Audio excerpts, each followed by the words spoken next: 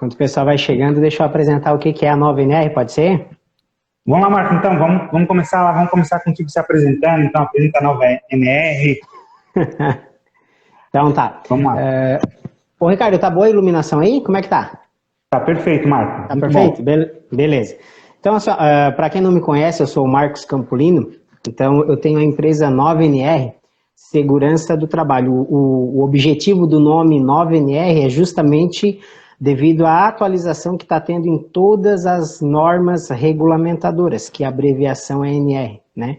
Então, para quem não sabe, né, então já fique sabendo que segunda-feira teve atualização das normas, então aquele documento chamado PPRA, o Programa de Prevenção a Riscos Ambientais, ele deixou de existir, tá? E agora ele vem com uma nova pegada, vem a questão do gerenciamento de riscos ocupacionais, onde que vai entrar o documento chamado PGR, que até pode ser um assunto para uma próxima live, ô Ricardo.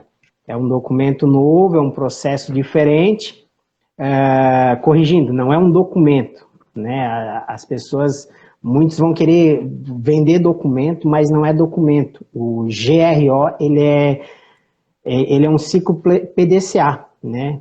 É contínuo, melhoria contínua. Certo? Alô? Tá me ouvindo, Ricardo? Alô, tô te ouvindo, Marco, pode ir? Tô te ouvindo, sim. É que teve um eco aí, um retorno, não sei se tu ativou alguma coisa. Tô te ouvindo. Tá certo. Então, assim, pessoal, a 9NR a gente trabalha, temos a parte de segurança do trabalho, atendendo aqui todo o sul de Santa Catarina, e também trabalhamos com cursos. Cursos para trabalho em altura, cursos de operador de empilhadeira, cursos para operador de guindalto, né? Todos esses cursos aí que são obrigatórios pelas normas regulamentadoras, a 9NR atende, tá? Estamos com um projeto aí para entrar agora com os cursos semipresenciais e online, né? Totalmente online. Como eu disse, a nova NR1, a partir de segunda-feira, agora dia 3, ela traz essa permissão, essa autorização que pode ser emitido alguns cursos, não são todos, né? Alguns cursos podem ser feitos totalmente online e alguns semipresenciais. Então, a gente vai ter essa novidade até a metade desse ano de 2022, a gente já vai ter esses cursos também na nova NR, facilitando para o cliente, né? Que às vezes para tirar o trabalhador do seu horário de trabalho, né, para fazer o curso fica difícil, então a gente vai ter esses cursos tudo online, vai facilitar bastante. Legal. Ô, Marco, me diz uma coisa, Marco, tu é técnico em segurança do trabalho, certo? É isso aí. E estás há quanto tempo no mercado, Marco? Quanto tempo aí trabalhando nessa área? Ricardo, eu estou trabalhando desde 2010 na parte de segurança do trabalho e assim que eu me formei, a minha escola foi a minha escola de aprender na prática, né? Foi um frigorífico.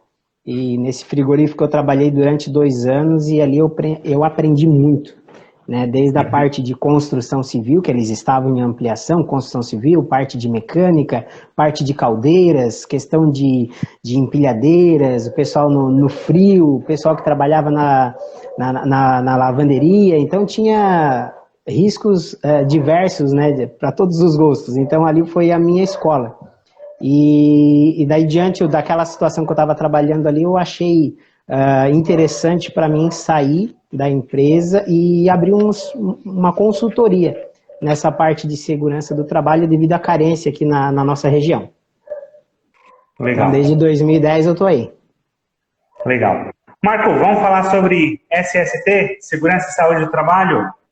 Manda lá, qual é a pergunta? O que o pessoal está perguntando aí? O que é o SST, Marco? O que é essa Segurança e Saúde do Trabalho? O que é essa obrigação aí que entra agora a partir do dia 10 de janeiro, como a gente já conversou? O que é isso, o SST? O que ele tem a ver com o social? É uma coisa nova, não é? O que é isso?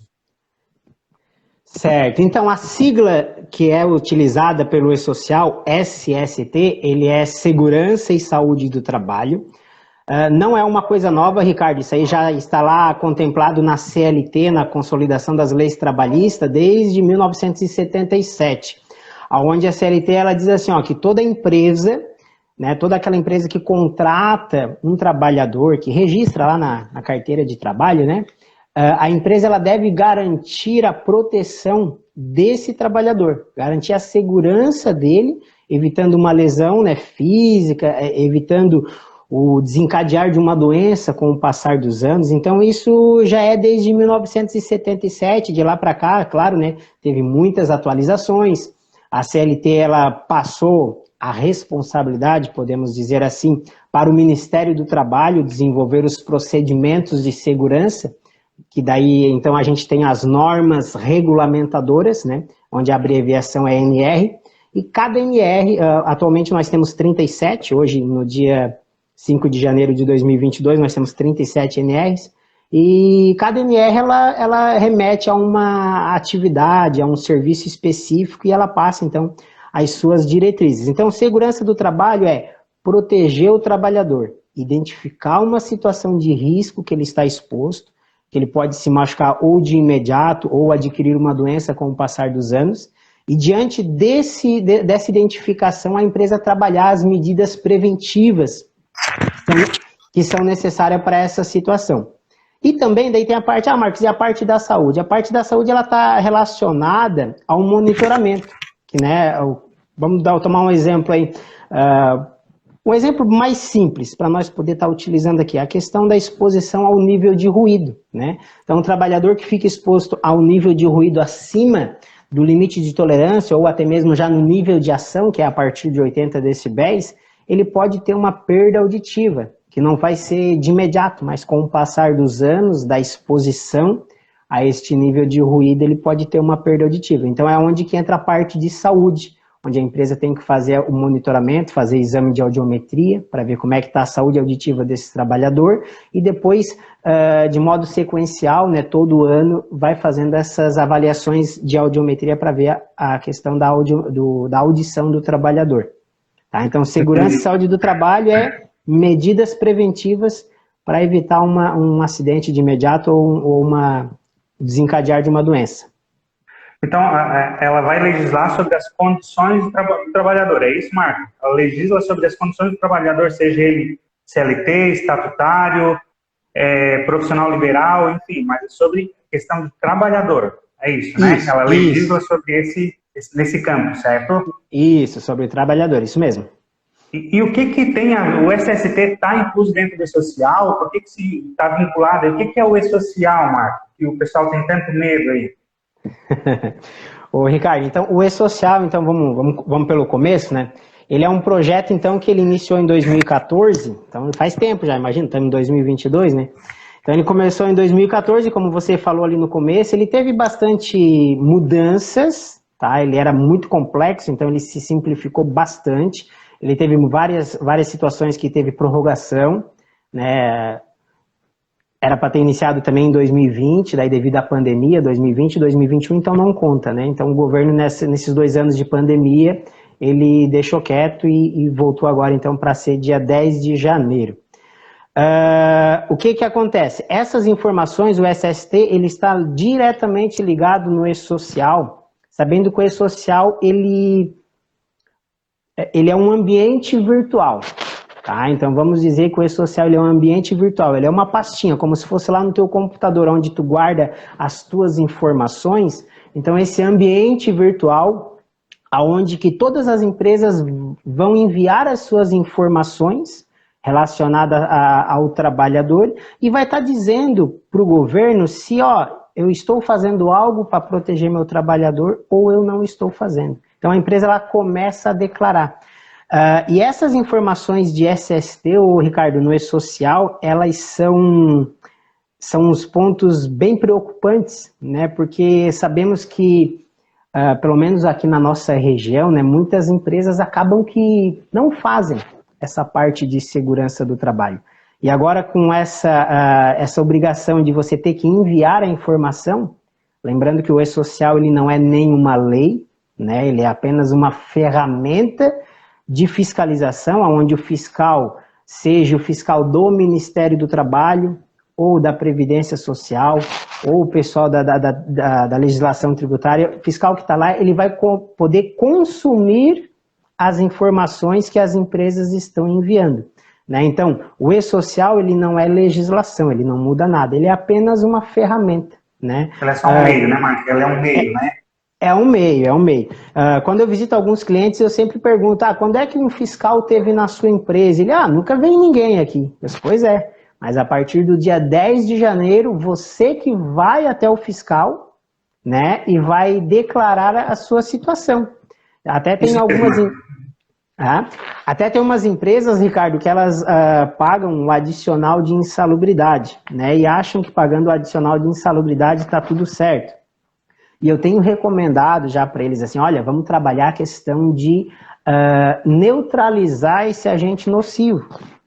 Tá? Então, por exemplo, a gente tem oficinas mecânicas de automóveis, ali na suspensão automotiva, fazendo alguns reparos, alguns ajustes, onde eles pagam 40% de insalubridade.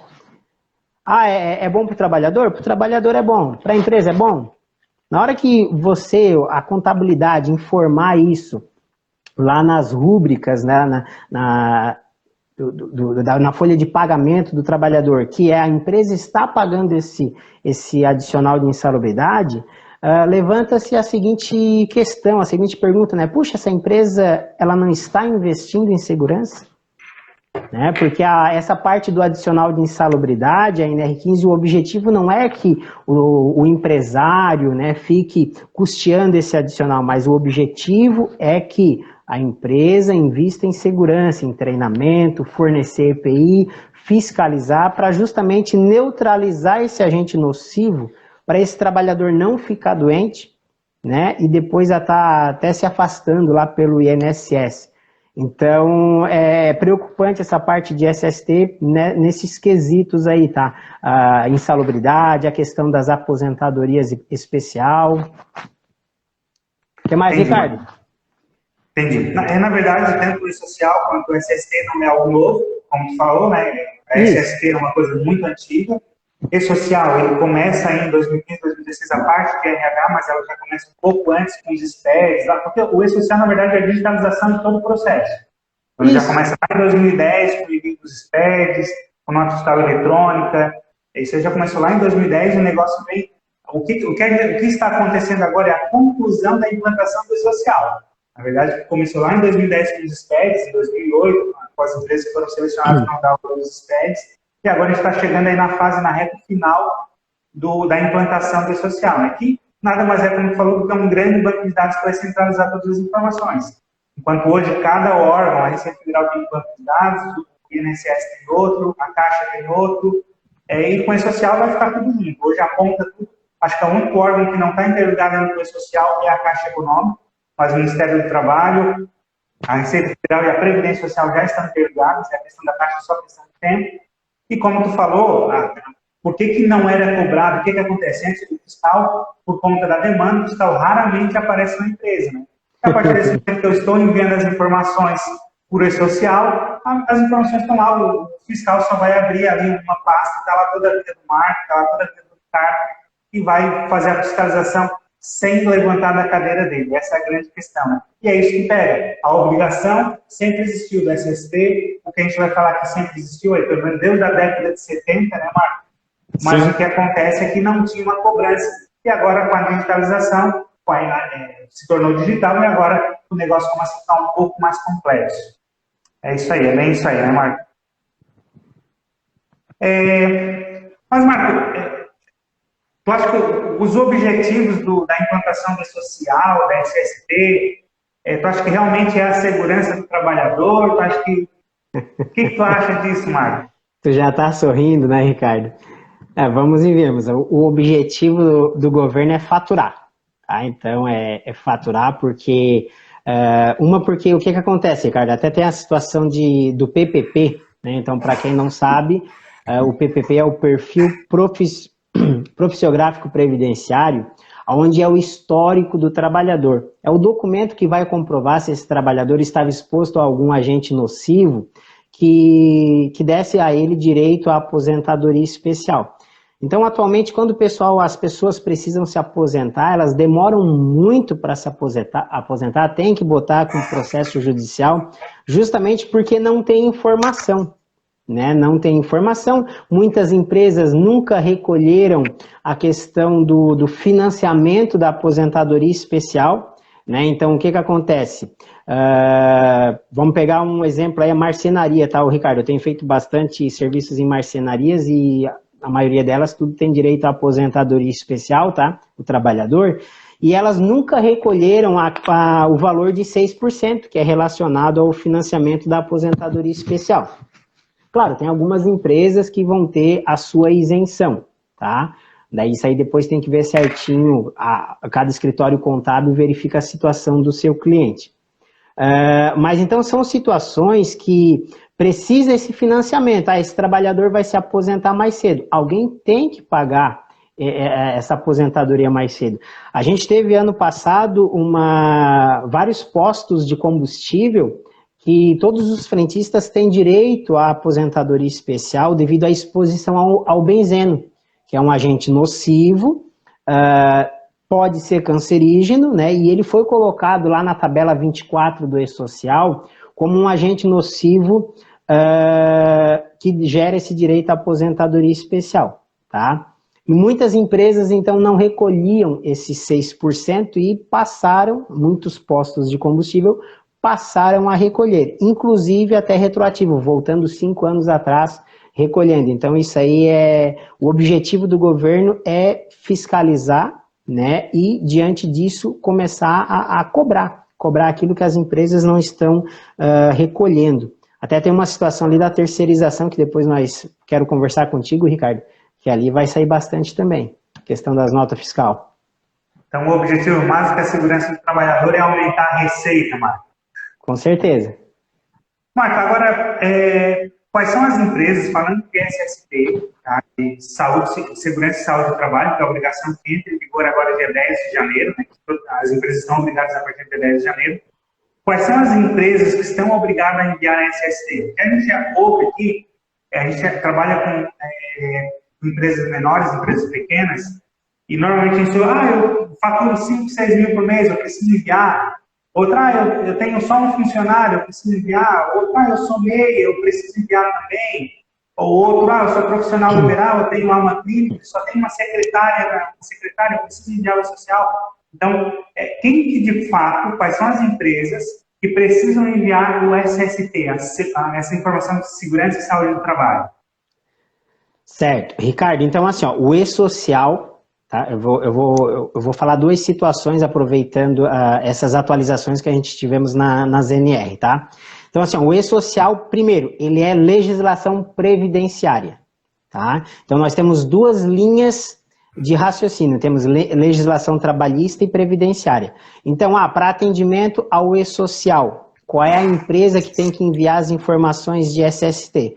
Toda empresa que tem um funcionário registrado. Tu tem um funcionário registrado em carteira de trabalho, tem que enviar informação de segurança e saúde para o E-Social, tá? Pensando na questão que algumas empresas até me questionaram, Marcos, mas teve algumas empresas que estão isentas de fazer os programas de segurança. Com certeza. A partir do dia 3, então agora de janeiro, como eu comentei, o PPRA saiu fora e entrou o PGR, e digamos que 90% das empresas de grau de risco 1 e 2, vamos supor, aquele comércio de calçado, de roupas, aquela agropecuária, né, os escritórios, muitas delas não vão precisar elaborar o PGR, estão isentas, tá?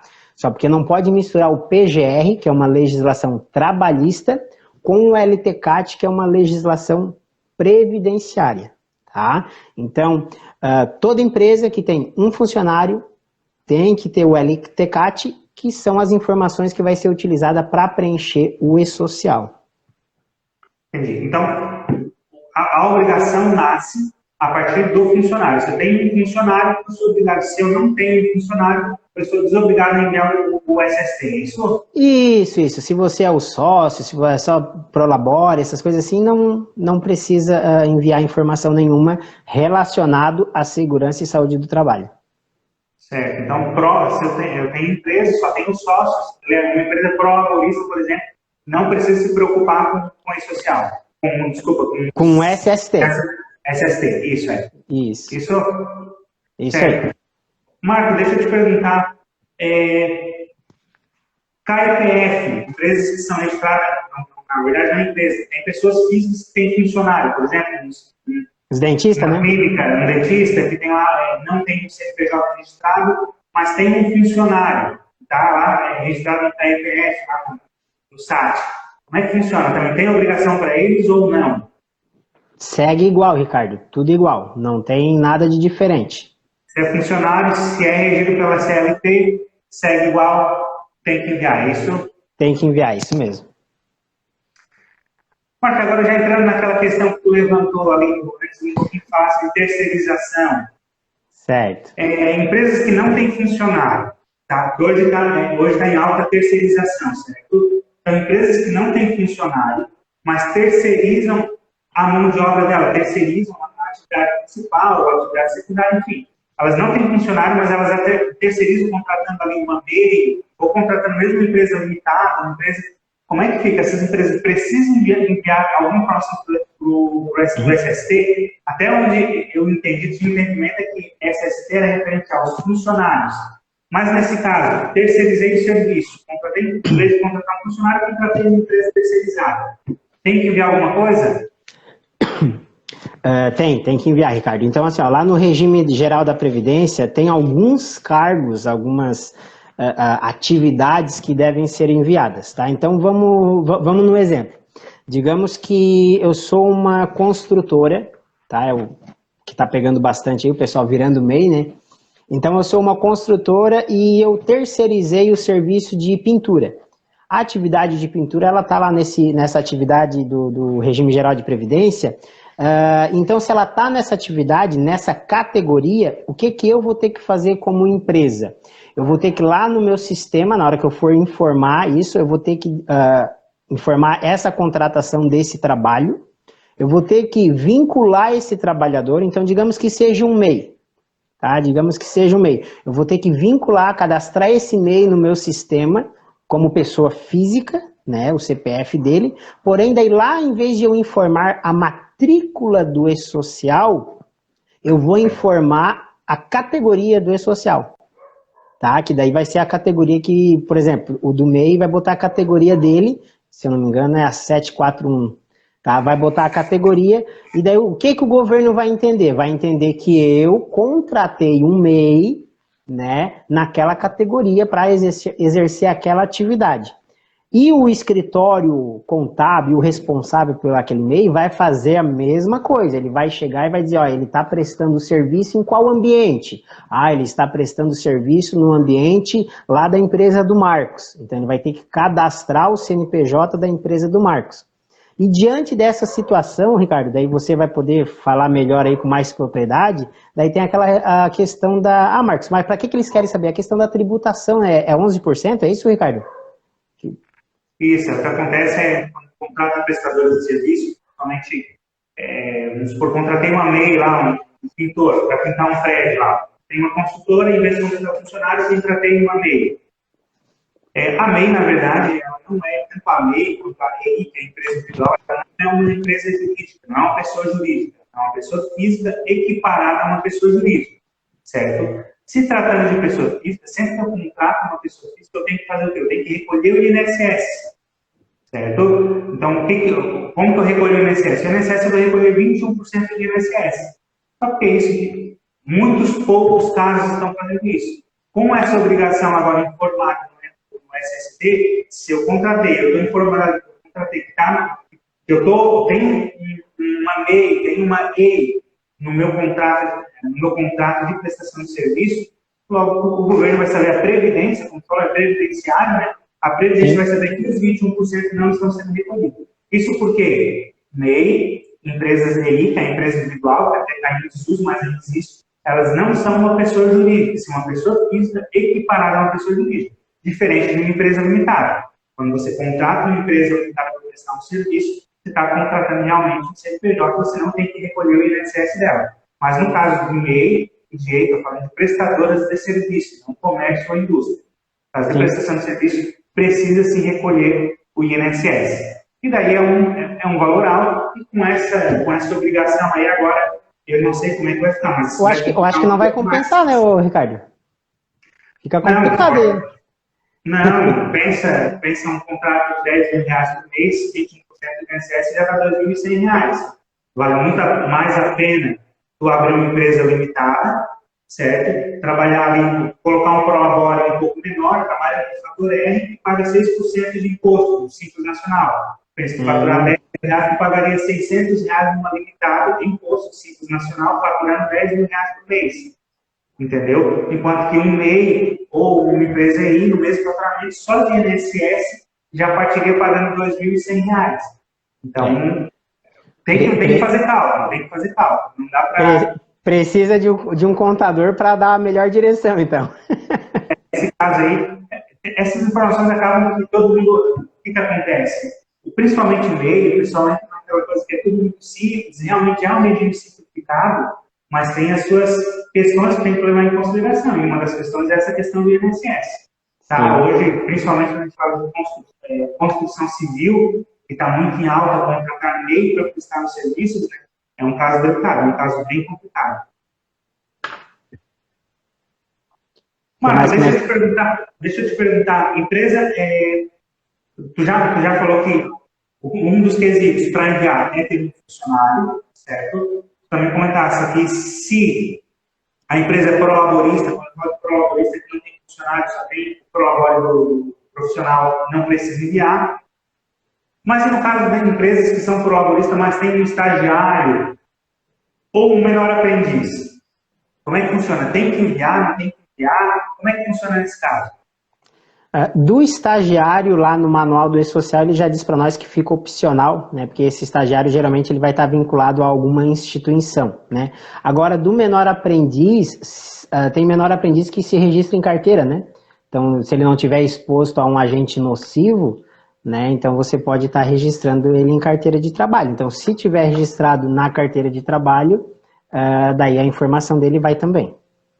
Uma grande questão que deve ser levada em consideração nesse caso, né, Marco, é a questão do estágio.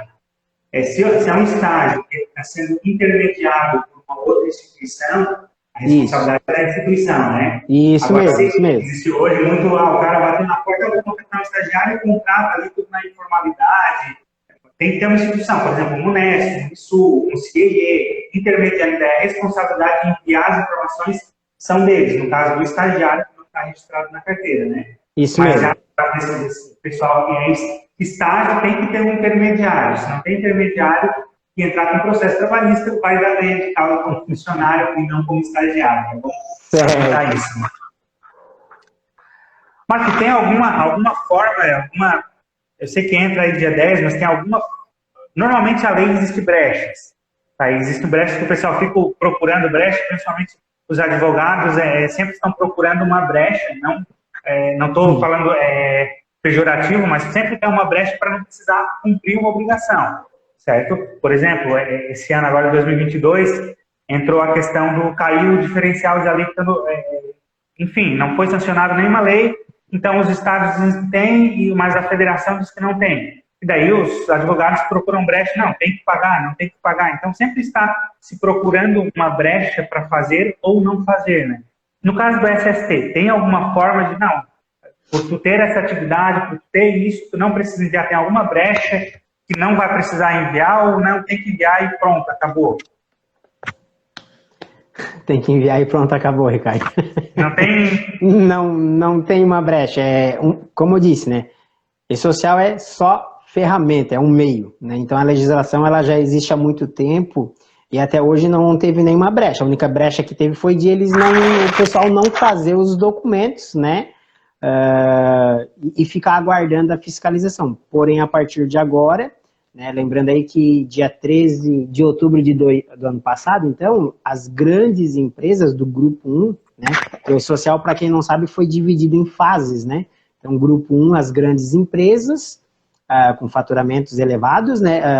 Agora, no dia 10 de janeiro, agora entra o Grupo 2 e 3, que entra todo o restante das empresas, as MEI, as Simples, enfim, entram tudo agora, e depois para o dia 11 de julho, daí entra para os órgãos públicos, tá?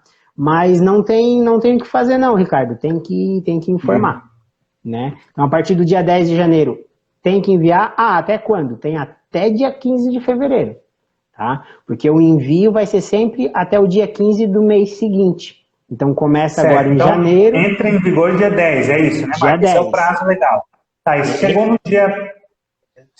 Eu tenho até o dia 15 de fevereiro para me legalizar, é isso? Isso, para enviar a informação. Certo. Pode continuar. Chegou ali no dia 15, eu precisei demitir, eu não fiz ainda os laudos, eu não contratei uma empresa de segurança do trabalho, estou ainda pensando que o meu contador vai resolver tudo para mim. Chegou no dia 15, eu precisei demitir o funcionário. Como é que funciona? Posso ver o que vai acontecer? Se eu não fiz nada ainda, não fiz os laudos, porque o SST ele precisa ser enviado, né? Precisa ser enviado o admissional, o demissional, enfim. E se eu não fiz, dia 15 de janeiro, 5 dias depois, ou seja, no dia 11, no dia seguinte, eu precisei demitir um funcionário.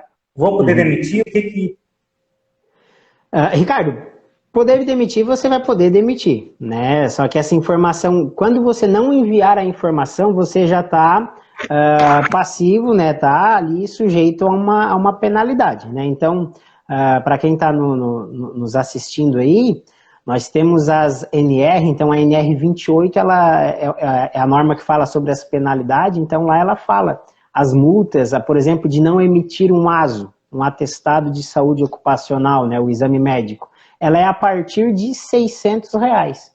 Ela já começa ali, daí claro, se isso se repetir, esses valores vão aumentando. Então a empresa vai poder emitir o ASO depois, fora do prazo, ou informar atrasado? Pode, só porque tu vai estar sujeito a essas penalidades. Tá? Certo, então, não enviou, está sujeito à penalidade. Está sujeito à penalidade. Não cumpriu o prazo, é penalidade. É bom ressaltar, né, Marco, que a questão das penalidades, às vezes a gente até tem que fazer, se não tem a penalidade, realmente vai ter, chega uma hora que vai ter. Até acho que foi hoje ou ontem que saiu uma matéria que esse primeiro ano eles vão, mais um ano de adequação, né? Mais um ano de adequação, de mandar, tem que fazer, tem que mandar as obrigações, mas eles vão estar fiscalizando, mas talvez não estarão autuando ainda, né? Então, vai ter penalidade, tem multas para cada caso, mas a gente não, às vezes a gente, se não fizer, vai dar multa. Sim, vai dar multa, mas talvez não saia a multa já em janeiro, fevereiro. Mas o problema é quando a gente diz que não tem multa, o pessoal para de fazer, né, Marco? Não vão mais procurar o serviço. Então, assim, várias vezes eu sempre pesquiso lá no manual do E-Social, eu boto a palavra multa, eu boto a palavra penalidade.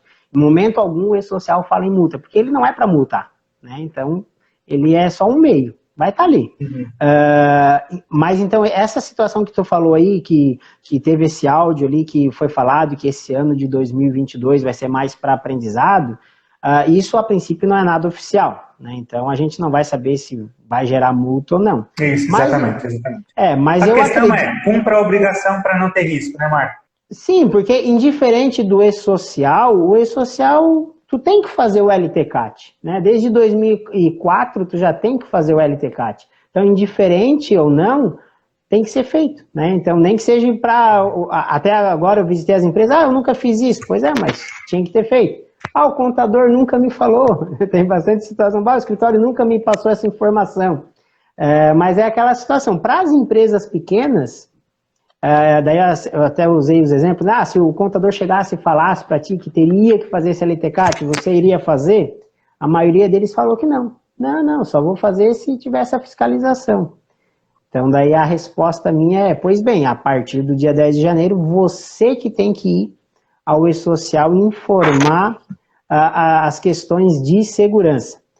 Ô, Ricardo, eu vou falar, deixa eu comentar então sobre os eventos de SST. A gente está falando aqui as informações e não estamos falando do que é essas informações, né? Isso aí.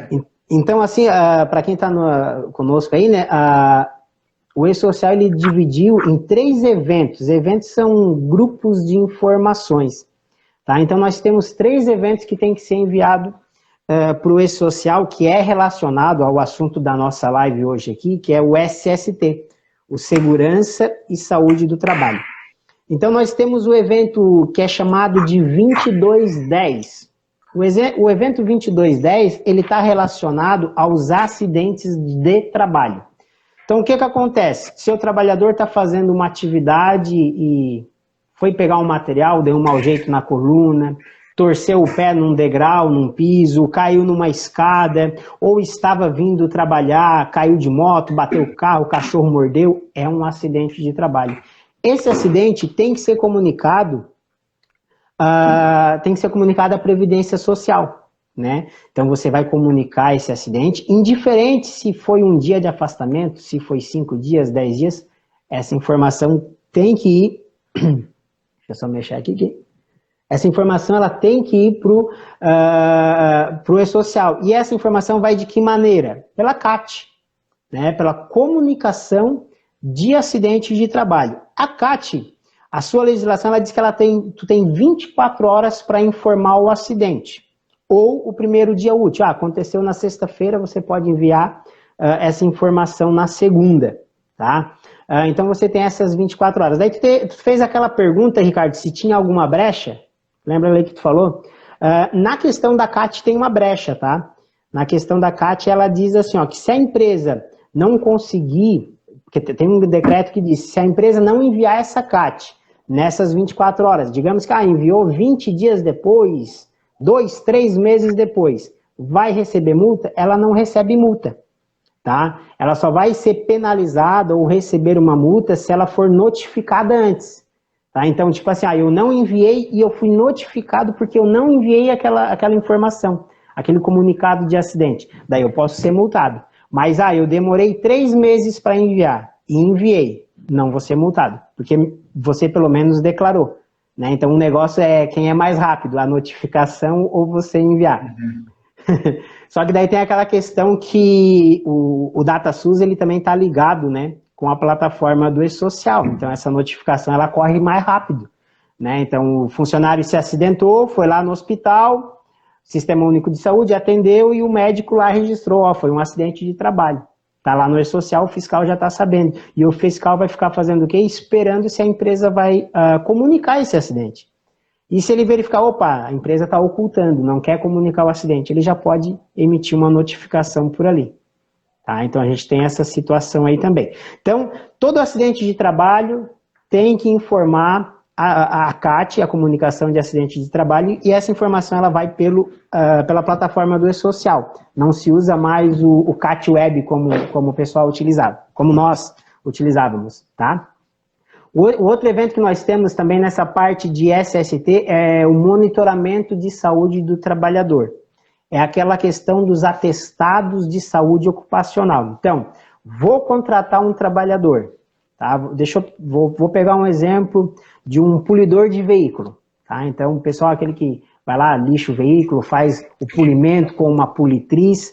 Então, na hora que eu vou fazer essa contratação, eu tenho que saber quais são os riscos que ele está exposto. Então, o polidor de veículo, ele está exposto ao risco do ruído da máquina politriz e também ele está exposto à vibração da máquina politriz, porque você está segurando a máquina, fazendo o polimento, então a gente tem ruído e nós temos a vibração nas mãos. E daí, diante disso, o que acontece? O médico coordenador, o médico que vai elaborar o PCMSO, então nessa situação, repare que a gente já precisa não somente do LTCAT, mas também do PCMSO, onde o médico vai dizer se vai precisar fazer um exame de audiometria, diante da medição do ruído que foi feito, se vai precisar fazer algum exame a respeito da vibração, relacionado à vibração que foi identificada naquele polimento. Tá? E daí, então, o que a empresa vai ter que fazer? Primeiro, o funcionário faz os exames complementares e depois ele vai passar pelo exame com o médico para fazer o exame clínico e o médico, então, vai emitir o ASO, né, o atestado admissional, que tem que ser antes de o trabalhador iniciar a atividade. Então, essa já é uma obrigação que já existe, né?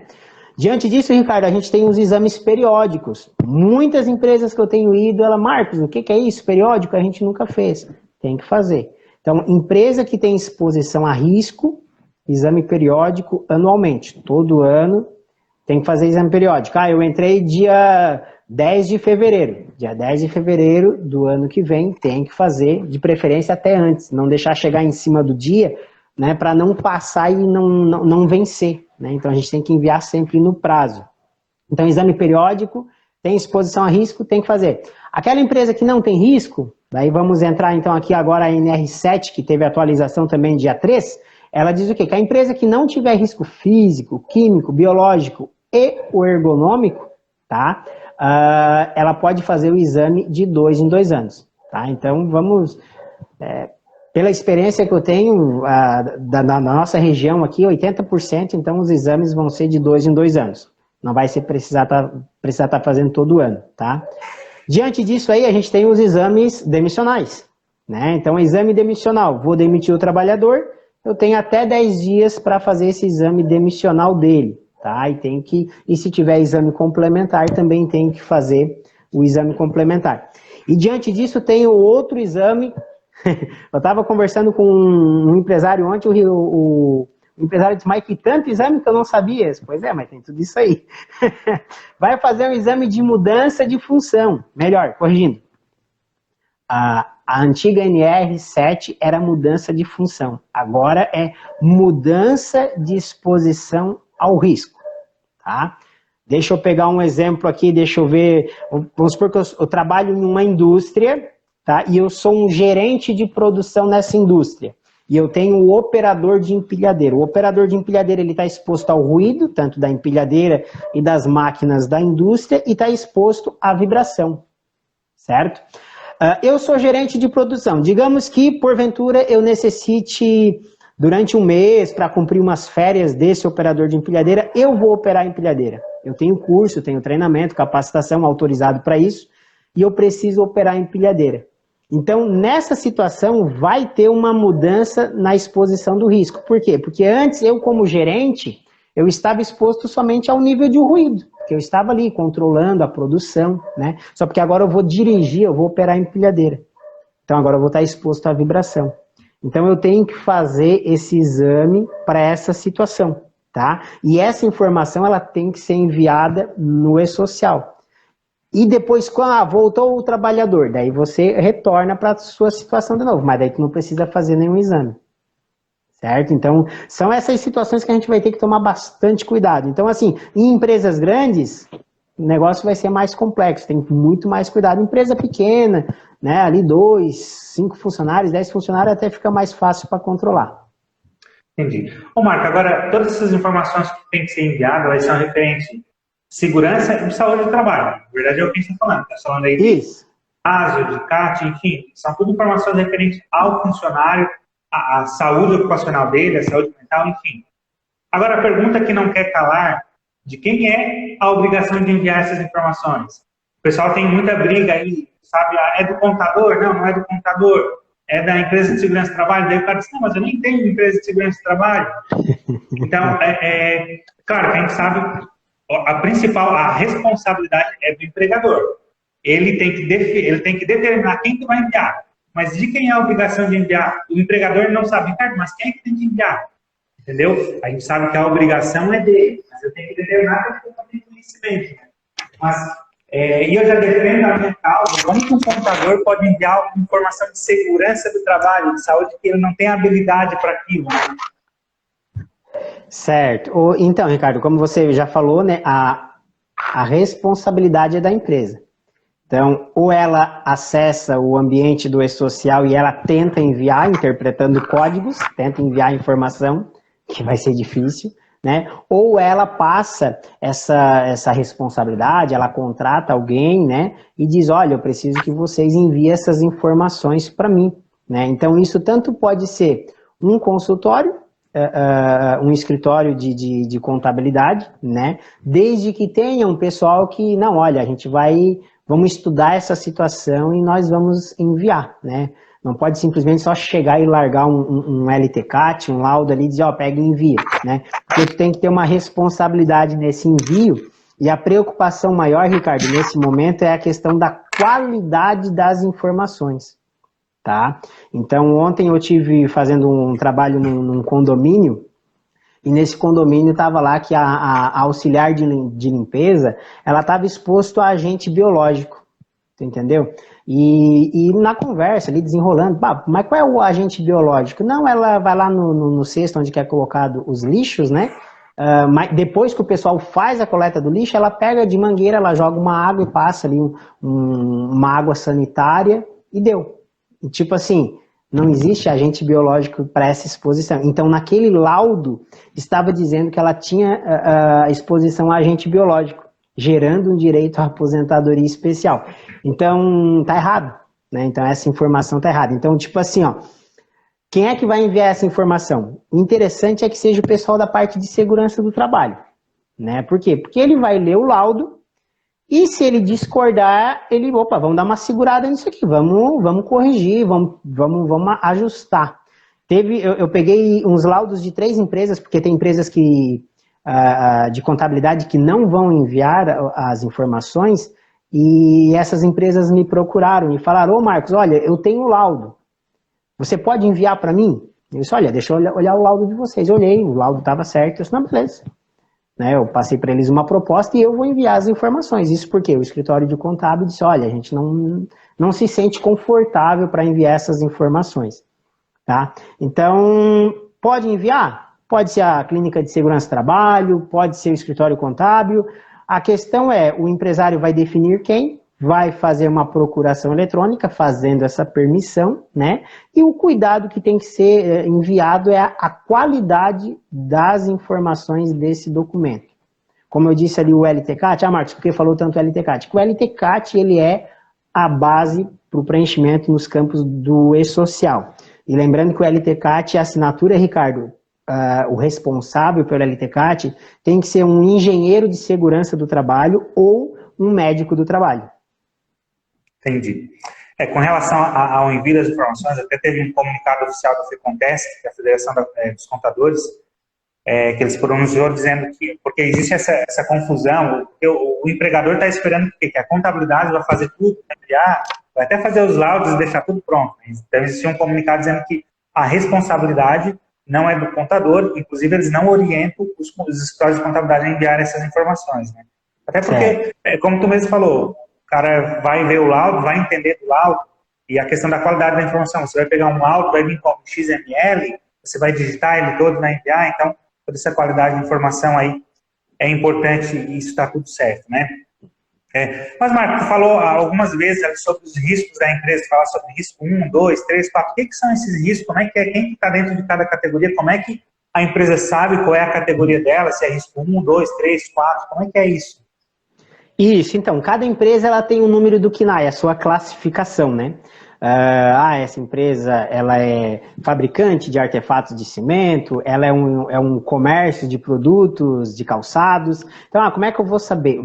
Vocês podem pesquisar e bota lá no Google, bota NR4, né?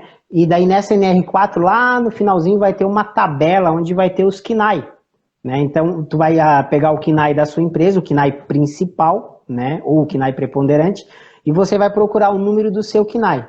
Do lado do KNAI vai ter ali qual é o grau de risco da empresa, se é grau de risco 1, se é 2, se é 3 ou se é 4. Aproveitando a situação, empresas de grau de risco 1 e 2, elas, até 25 funcionários, elas estão dispensadas de ter um médico coordenador do PCMSO. Então, elas precisam fazer o programa médico de saúde ocupacional, mas elas não precisam ter um médico coordenador, um médico responsável.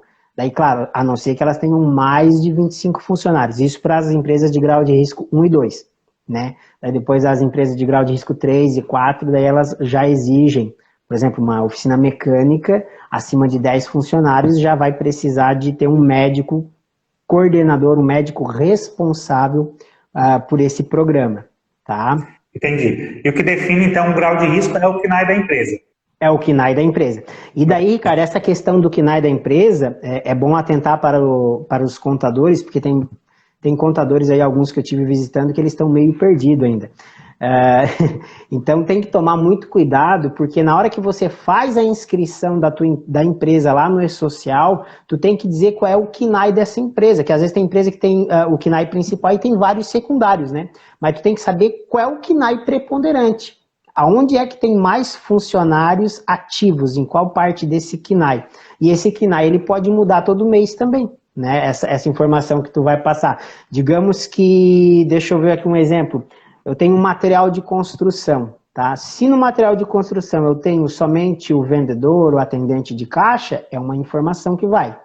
Mas lá no material de construção eu tenho o motorista, e o motorista, ele opera a empilhadeira, ele opera a pá carregadeira, eu tenho o ajudante do motorista, eu tenho 2, 3, 4, enfim. Eu tenho mais pessoas expostas ao risco, né? Então daí a minha atividade ela muda, ela não passa a ser aquela atividade que não tem risco, ela passa a ser uma atividade com risco, porque eu tenho muito mais pessoas cadastradas na empresa com risco. Então daí eu tenho que fazer essa alteração no sistema, tá? Entendi. Nessa informação. Marco, como é que funciona essa questão, essa assessoria de vocês, do pessoal de segurança e saúde do trabalho? Por exemplo, tem uma empresa lá que é nível de risco 1, nível de risco 2, tu tem que ir no local fazer uma avaliação, dá para fazer por telefone, uma consultoria, como é que funciona? Eu digo uma empresa pequena lá que tem um funcionário e sabe, é um comércio lá que não tem no máximo um ar-condicionado, que não tem risco nenhum. Como é que funciona? Tu tem que ir no local, ele pode te ligar e fazer uma consultoria, como é que é isso? Ricardo, a minha forma de trabalho tem sido que, de preferência, eu ir no local. Né? No local por quê? Porque é algo novo para o cliente, né? Então eu gosto de ir lá explicar para ele, dizer como é que vai funcionar, dizer se caso aconteça um acidente, ele tem que me informar, que eu tenho que enviar essa informação.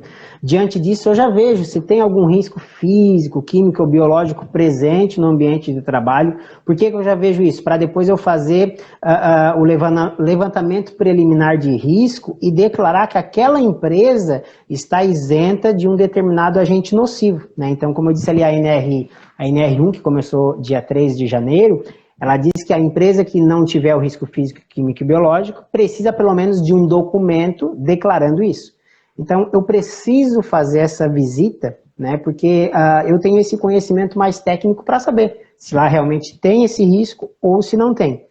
E da mesma maneira, para as empresas de grau de risco 1 e 2, a NR7 ela diz, ó, se a empresa não tiver risco ergonômico, tá? O risco ergonômico está relacionado ao que? A postura, né? A forma com que o trabalhador executa a sua atividade, seja na frente de um microcomputador, ou seja, a altura da sua bancada de trabalho, enfim. Se não tiver um risco ergonômico significativo, né, ela também fica dispensada de elaborar o PCMSO, né? Mas para isso, somente fazendo uma visita. Então, dá de fazer por telefone? Olha, fica uma coisa, não fica legal. O ideal é visita, conhece o cliente, já explica, já faz ali uma aliança, né? E depois vida que vai se seguindo. Tá? É o que eu acho melhor. Essa é a tua metodologia hoje, Marco. Então, a minha metodologia de trabalho. Então, tu atende mais empresas regionais aqui na região que tu consegue ir lá, se for uma empresa de fora, de uma outra cidade, uma distância, que não vá lá, enfim, seja aí 200, 300 quilômetros, por exemplo, uma empresa lá de Florianópolis quer contratar o Marco. Sim. Não, depende do tamanho da empresa, né? Mas é mais regional o teu trabalho. Todos os casos, se for Floripa, aproveitando que tu falou, Florianópolis, eu tenho parceiros lá que se alguma empresa quiser contratar, eu tenho parceiros lá que podem estar fazendo esse serviço para mim, tá? Até inclusive também o sistema que eu utilizo, o meu sistema para trabalhar é o SOC, tá? Então o SOC ele está espalhado em todo o Brasil, onde eu tenho, através do SOC eu tenho uma rede de profissionais que estão à minha disposição, claro.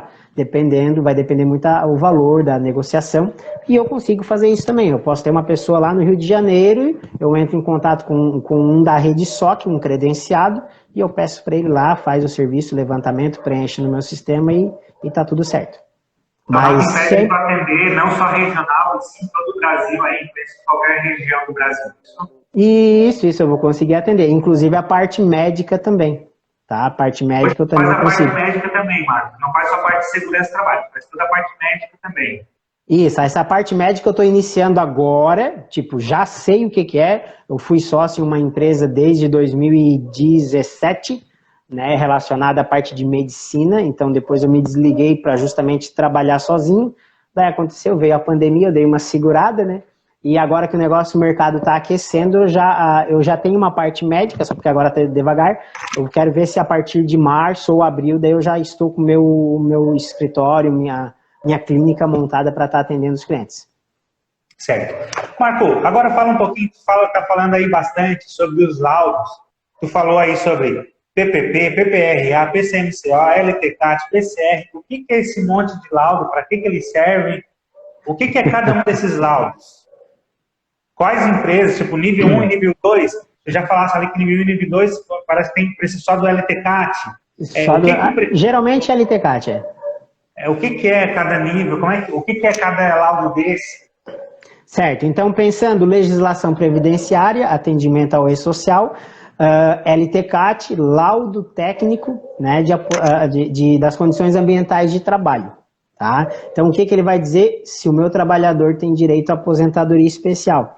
Então, o profissional de segurança ele vai verificar os agentes nocivos, e se esses agentes nocivos que ele está exposto se consta na tabela lá do decreto que se refere à aposentadoria especial.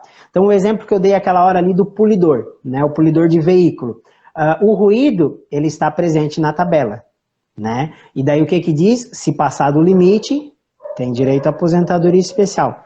A vibração está presente lá nessa tabela de agente nocivo. Passou da vibração, tem direito à aposentadoria especial. Tá? Ah, Marcos, mas se a empresa estiver investindo em segurança, fornecendo EPI, fazendo treinamento, neutralizando, bom, daí cada caso a gente vai sendo analisado.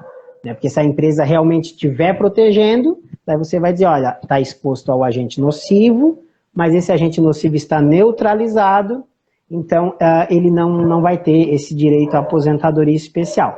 Tá? Então, o LTCAT ele vai tratar nessa situação. Ah, Marcos, e aquela empresa que não tem risco? Vai ser informado ausência de risco. Ponto final. O PGR que você falou, o Programa de Gerenciamento de Risco, então ele não entra no e-social, ele é trabalhista.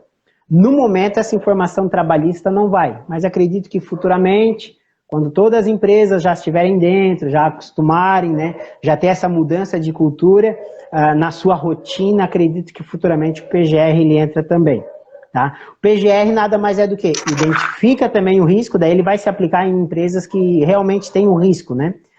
Então você identifica um risco, o que isso pode causar no trabalhador, o que eu preciso fazer, qual é o prazo, porque muitas empresas vão precisar de um prazo, né? Tu não vai identificar uma situação, tu tem que melhorar uma máquina, colocar uma proteção em uma máquina, fazer um aterramento na tua empresa, mudar os painéis elétricos, às vezes tu não vai ter essa condição financeira para fazer de imediato. Mas então é traçado um plano de ação e depois que é feita essas melhorias, avalia-se novamente a situação. Opa, a gente identificou um risco, nós traçamos uma meta, essa meta foi feita e deu resultado. Então, por isso que eu falei, como ali no começo, o ciclo PDCA, né? Então, a gente tem que fazer tudo isso. Identifica, cria um plano, executa ele e depois analisa se realmente surtiu o resultado que a gente esperava, tá? Qual é o outro ali que você falou? A outra sigla?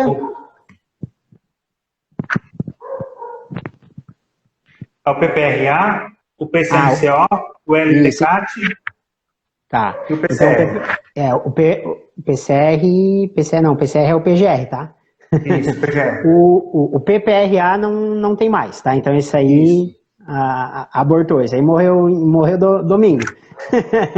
Tá? E o PCMSO, como eu falei, é o Programa Médico de Saúde Ocupacional. Então, o médico vai verificar qual é o risco que ele está exposto, o trabalhador, qual é o exame complementar, se vai precisar fazer um exame complementar, né? E se precisar, então depois ele vai ficar monitorando a saúde desse trabalhador. E diante da situação daquela empresa que precisar de um médico responsável, quando o trabalhador passar pelo médico para fazer um exame, seja um periódico ou até mesmo admissional, e o médico constatar que ele tem uma doença, né? Esse cara ele tem pressão alta, ele tem diabetes, ele tem problema no coração, ou tem algum problema no sistema respiratório. Aquele prazo que eu falei que o exame poderia ser de 2 anos, o médico pode fazer anualmente, devido à doença que ele já tem, né? Ou até o médico pode diminuir. Eu quero fazer a cada 6 meses, eu preciso que tu venha aqui para eu avaliar a tua situação, tá? Mas, como eu disse, essa é a situação onde que a empresa precisa ter um médico coordenador, né, responsável pelo PCMSO. Entendi. Marco, agora, indo para a nossa reta final, aí, a gente já está há 1 hora falando, indo para a nossa reta final. Faz 1 hora, vai, Ricardo. Já faz 1 hora que a gente está conversando. Ô, Jesus. Fiz os laudos, contratei uma empresa de segurança do trabalho, fiz o ASO, o exame adicional. Eu preciso manter uma empresa de segurança do trabalho mensal, eu preciso pagar mensal, as informações são enviadas mensalmente, é periódico, falou em periódico, não periódico, qual é a periodicidade, qual é o tempo que tem que enviar isso, eu preciso de uma empresa, eu preciso pagar, uma questão que pega aí, pessoal, por exemplo, eu vejo as empresas de segurança do trabalho, vamos cobrar uma mensalidade, vamos cobrar anual. Não, como é que funciona? Fiz todo o processo agora, início de ano, entrou em vigor, fiz todo o processo, preciso renovar o ano que vem, como é que funciona isso, mãe? Certo. Ricardo, cada empresa tem a sua política de trabalho. Eu vou dizer o que é que tem que ser feito e depois cada uma tem a sua política, né? Então, a princípio, a informação que vai para o e-social, ela é sempre por pessoa, tá? Então, digamos, eu tenho na minha empresa, eu tenho o Pedro, o João e a Maria. Eu vou enviar essa informação dia 11. Dia 11 de janeiro eu envio a informação. Vou precisar enviar mais alguma informação deles? Não, tá ali, parado. Ah, quando é que eu vou enviar alguma informação deles novamente? Se acontecer um acidente de trabalho, que daí você vai precisar informar uma CAT. Se acontecer a questão do exame periódico, ele está exposto a um risco e já vai fazer um ano, então daí você vai fazer o exame periódico, daí na hora que faz você envia essa informação. E se acontecer alguma mudança da atividade que ele realizava. Ele trabalhava na empresa, vamos lá um exemplo, tá? Ele trabalhava na empresa e ele estava exposto ao ruído durante a operação da empilhadeira. Mas eles mudaram a empilhadeira, compraram uma empilhadeira elétrica. Opa! Ele já não está mais exposto ao agente nocivo vibração. A empilhadeira elétrica não vai ter o ruído, né? Beleza, você já vai enviar essa informação novamente. Então a informação para o e-social, ela vai por pessoa, é por CPF, tá? Precisa fazer LTCAT todo ano, que é a pergunta então, né? Não precisa. Tá, esse negócio de fazer LTCAT todo ano, infelizmente, é uma máfia para poder que o pessoal faz para poder ganhar dinheiro, tá? Sendo bem sincero, essa é a realidade. Então, a empresa tem que manter atualizada. Então, eu fui hoje lá na empresa e eu levantei lá que você tem um exemplo, tem um vendedor e tem um operador de caixa. Beleza. Daqui 3 meses você contrata uma faxineira. Já tem que mexer no LTCAT de novo. Por quê? Porque eu tenho que manter o LTCAT atualizado. É isso que diz a legislação, manter atualizado. Então, Marcos, preciso contratar uma clínica, um pessoal de segurança do trabalho e pagar mensalmente? Eu acredito que para a empresa de grau de risco 1 e 2, aquela que não tem risco, eu acredito que não é viável. Tá? Não é viável.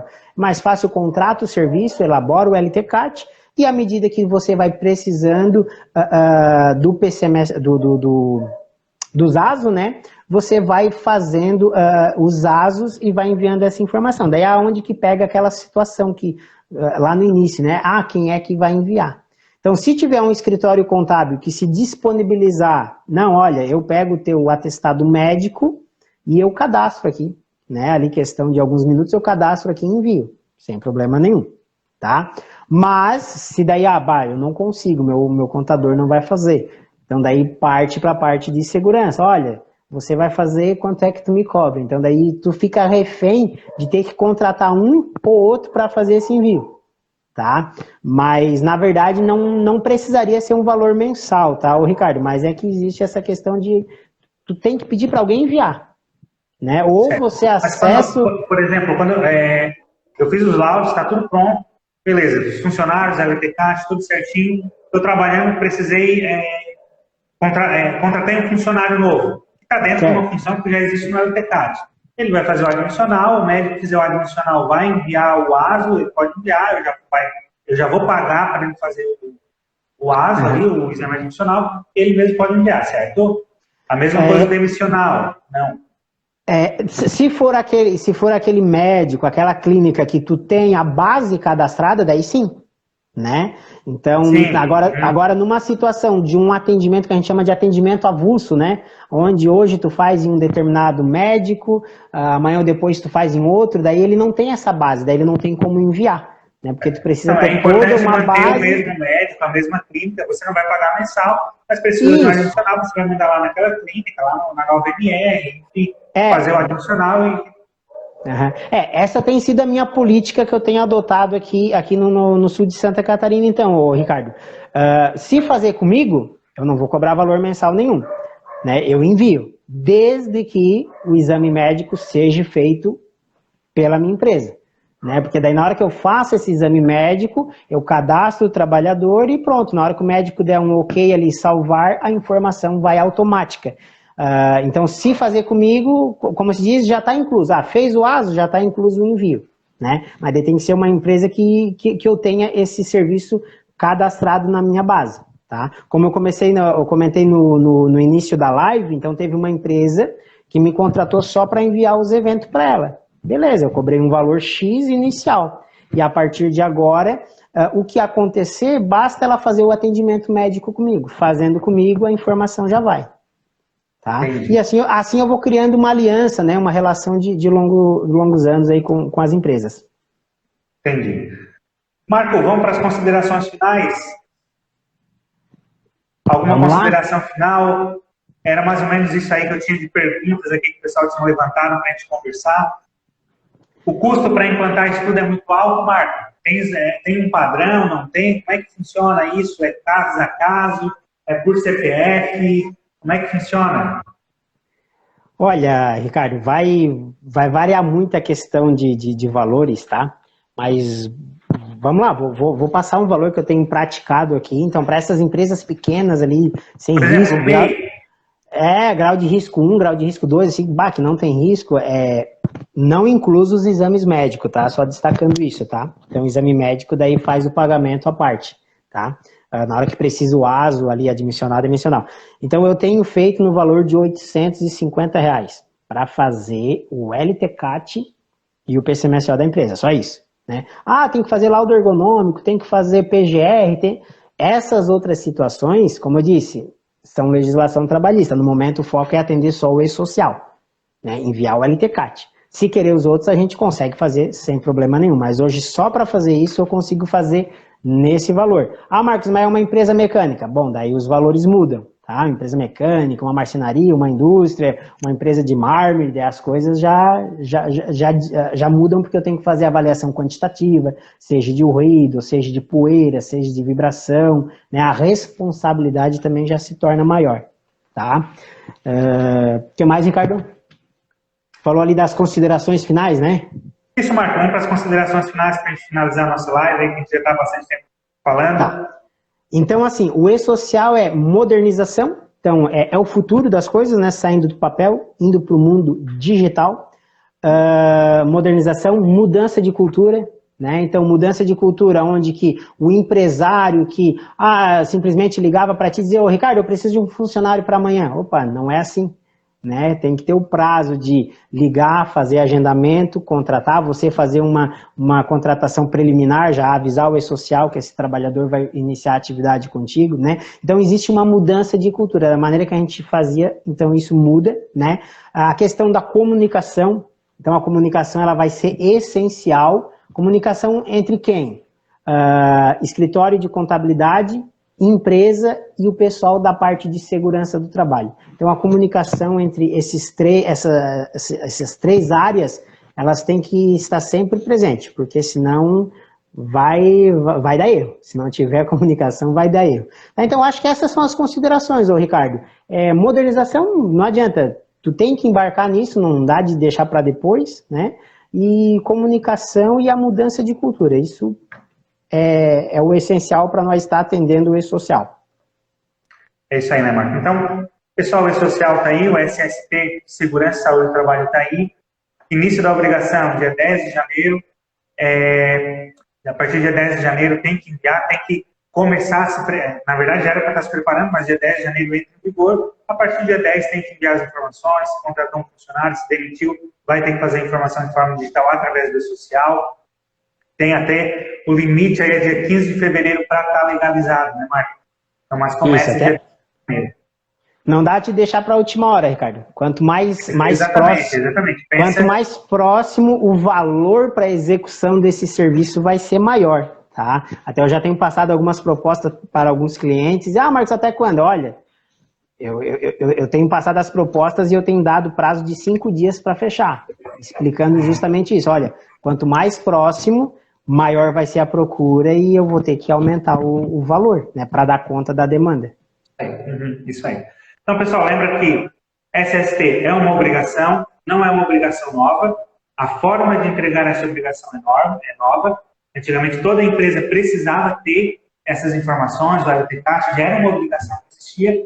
A partir desse formato agora, a informação não vai mais ficar na gaveta, não vai ficar mais guardada na gaveta, ela vai ter que ser enviada de forma digital, e com isso você tem uma fiscalização um pouco mais forçada, tem uma fiscalização um pouco maior em cima dos seus funcionários, em cima daquilo que está acontecendo na sua empresa, certo? Então tem que se adequar, não é porque o pessoal vai ter multa, não vai ter multa, com certeza vai, não sei se agora de início, mas vai chegar uma hora que você vai ser autuado se você não se legalizar, não fizer as coisas corretas. Quem que está obrigado a enviar? Toda empresa que tenha pelo menos um funcionário. Então, se você é empresa, se você é MEI, se você é estatutário, os estatutários vão ter que mandar a partir de junho, né, Marco? Porque as empresas públicas têm um prazo maior ainda, mas se você tem uma empresa, se você tem um funcionário, você já tem que enviar o e-social. Se é MEI, tem que enviar. Se é dentista, lá tem só uma secretária de trabalho com CPF, no CPF, tem que enviar o e-social. Se tem uma pessoa que é regida pela CLT, tem que enviar o e-social. Vale lembrar que existe uma única exceção que não precisa enviar o e-social, que são as empregadas domésticas, certo, Marco? Empregada doméstico, quando é empregada doméstica na pessoa física, não precisa enviar o SST, certo? Tem que mandar também, Ricardo. SST, empregada doméstica, tem que enviar, Marcos? Vai também. Essa pergunta. Eu sei que vai. A empregada doméstica, ela vai o e-social, que manda, inclusive, é um outro ambiente, não é o mesmo ambiente do jurídico, né? Mas tem que enviar também, como é que funciona? Tem que fazer laudo também? Por exemplo, eu tenho uma empregada doméstica na minha casa. Eu preciso contratar uma empresa de segurança para fazer os laudos também de empregada doméstica? Segue igual. Tá na carteira de trabalho, tem que enviar também. Não tem exceção. Pessoal, tá aí, então eu pensei que essa era uma exceção. Não é.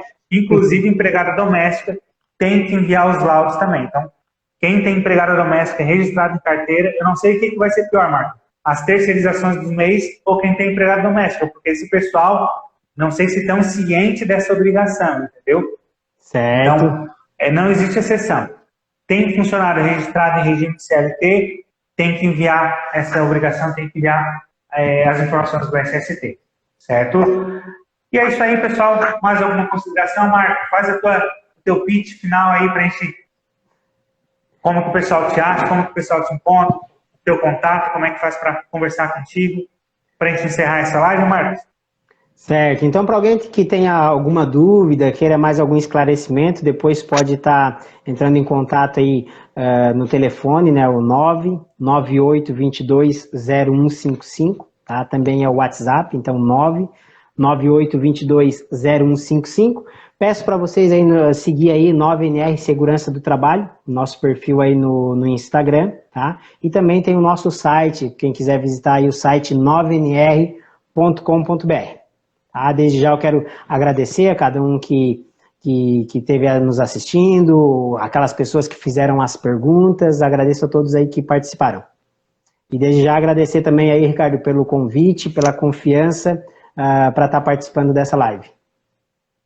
Beleza, Marco. Também quero te agradecer pela tua disponibilidade aí, tá comigo até esse horário aí, pra gente conversando sobre esse assunto aí. Muito obrigado pela tua disponibilidade. Certo. O pessoal também que passou por aqui, o pessoal que fez as perguntas, o pessoal que passou aí na nossa live, muito obrigado para todo mundo. Beleza, Marco? Beleza. Então, nós vamos ficando por aqui. Um grande abraço para vocês, boa noite para todo mundo. E qualquer dúvida que você tiver, manda mensagem para o Marco aí no perfil da 9NR. Se você quiser mandar para a Ordem Conte também, manda para a Ordem Conte que a gente encaminha para o Marco, a gente não vai responder. Vamos encaminhar para a 9NR para eles responder. Tudo que for referente, SST, Segurança e Saúde do Trabalho, a gente vai encaminhar para a 9NR, a gente não vai entrar essa seara diferente da parte contábil, a gente não vai se envolver nessa questão de segurança e saúde do trabalho. Tá certo? Um grande abraço para todos vocês. Marco, mais uma vez, muito obrigado e boa noite para vocês. Valeu, obrigado.